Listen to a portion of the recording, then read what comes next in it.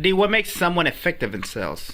That's a great question, because I feel like sales is something that intimidates a lot of people, and they feel like they either are a salesperson or they're not a salesperson. And I actually have people even on my staff who are phenomenal at sales now, who first came to me and identified as not a salesperson. So they had to kind of find their voice, and I think that's really important. People like genuine, and people are attracted to people who are sincere. And so, for one, don't sell something you don't believe in, because it's never going to feel right for you. So you have to really believe in your product or service. It should be something that you would use if you were in the market for that. So sometimes you're not, and that's okay. But if you were in the market, this should be your top choice. And in order to sell effectively, you need to believe that, because we all want to feel ethical in what we do, and we want to feel like we're making a recommendation of something that we feel strongly about. So that actually leads into my strategy when it comes to sales, which I don't even know if strategy is the right word, because I'm genuine about it.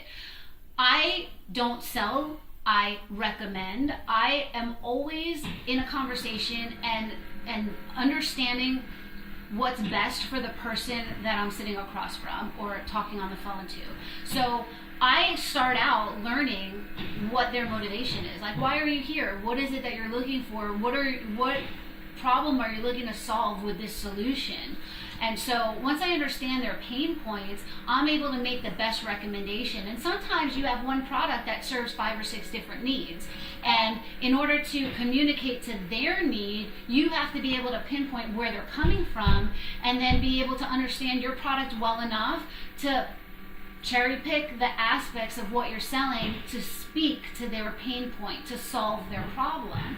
You don't want to sell for yourself. I think sometimes people get caught in the sound of their voice explaining the service that they're representing, and so they're talking about the things that they think are great about their service. They might be talking about the benefits that appeal to them, but they haven't really heard the person sitting across from them.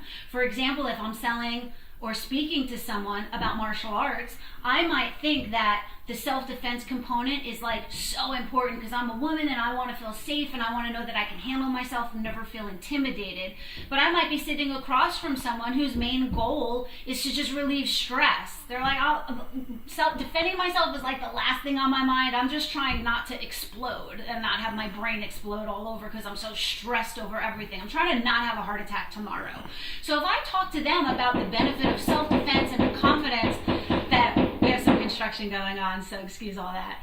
But if I'm talking to them about the confidence that they're going to have from self-defense, that they're going to be able to walk at night and feel comfortable, and the guy's sitting there thinking, well, you know what? I'm already carrying a gun everywhere I go because I'm a concealed carry license person, but I'm afraid I'm going to like have a heart attack and leave my family, then I'm not speaking to his needs and I'm doing a horrible job.